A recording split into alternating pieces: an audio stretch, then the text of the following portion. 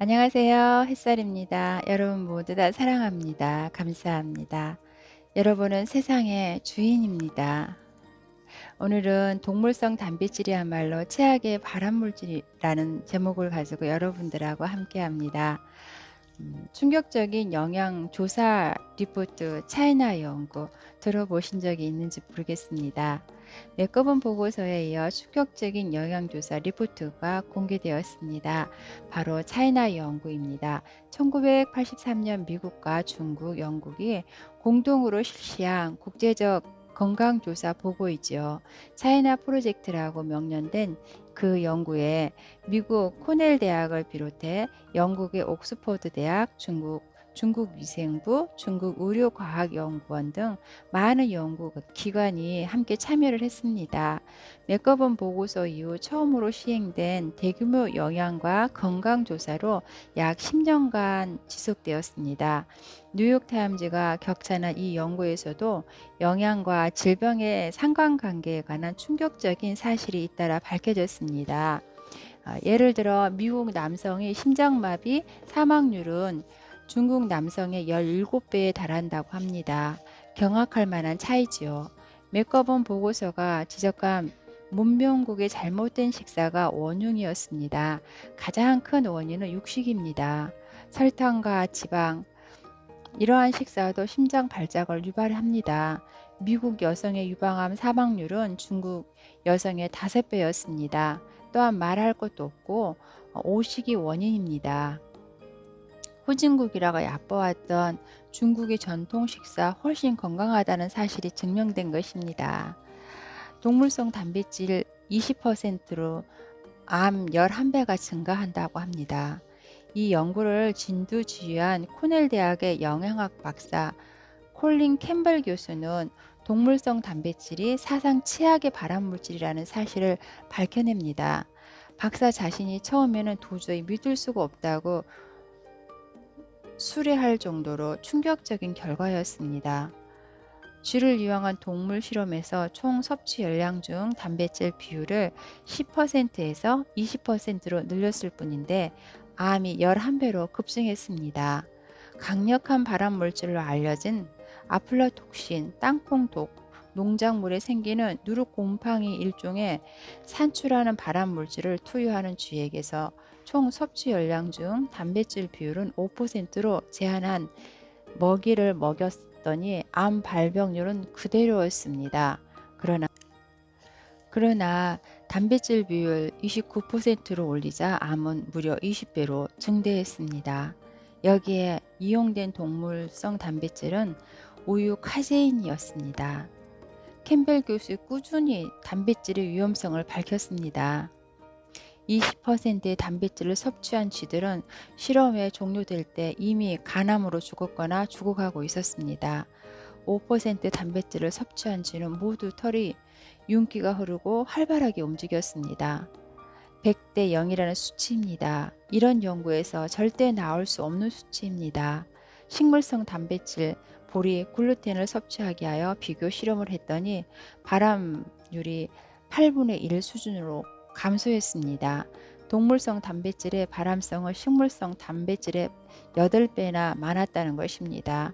그리고 동물성 단백질 비율은 6%, 14%로 올릴수록 발암률도 비례하여 급증했습니다. 캠벨 박사는 이 결과를 당혹해하며 몇 번이나 같은 실험을 했지만 결과는 변하지 않았습니다. 고기, 달걀, 우유, 동물성 단백질은 사상 최악의 발암물질이었던 것입니다. 이것이 캠벨 박사가 내린 결론이었습니다. 저 단백질은 암세포를 4배 감소시킨다고 합니다. 그들은 고단백질 음식을 저 단백질로 바꾸기만 해도 암이 억제된다는 사실이 발견했습니다. 캠벨 박사는 저 단백질을 먹는 쥐는 종양 35에서 40%나 감소했다는 사실이 밝혀졌습니다. 저 단백질은 암 치료에 35에서 40% 효과가 있다는 뜻입니다. 반단식 등이 암 치료에 효과적이라는 뜻도 됩니다.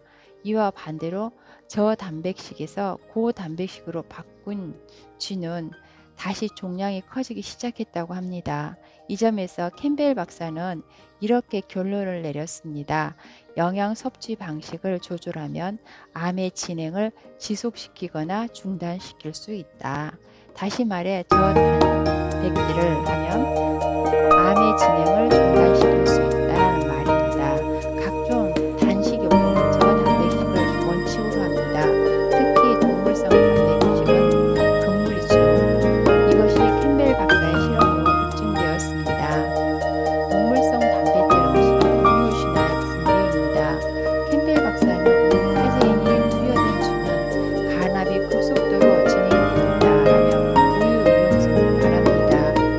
일리노이 대학교로 의료센터에서 우유를 마시는 여성일수록 유방암에 걸리기 쉽다라고 말합니다. 우유가 강렬한 발암물질이라는 사실에 충격을 받은 것입니다. 이것은 동물 단백질에 대한 신봉축, 우유 신화의 붕괴입니다.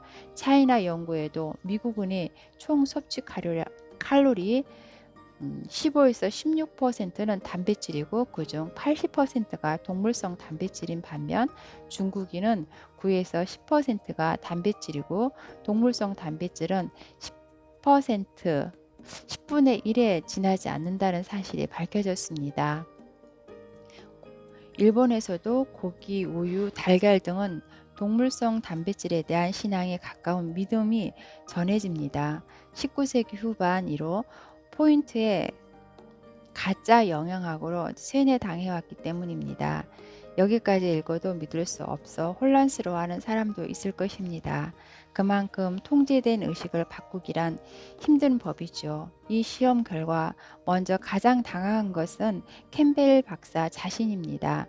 자신이 배우고 대학에 가르쳤던 영양학과를 정반대의 결론이었기 때문입니다. 캠벨 박사는 이 충격적인 학문적 발견을 책으로 펴내기로 결의를 했습니다.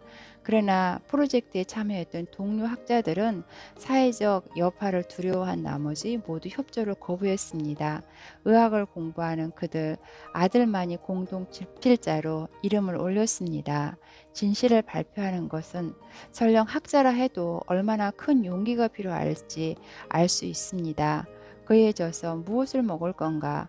미국 사람의 엄청난 반향을 일으켰습니다. 특히 클린턴 전 대통령이 절찬한 이후 100만 부가 팔린 베스트셀러가 되었습니다.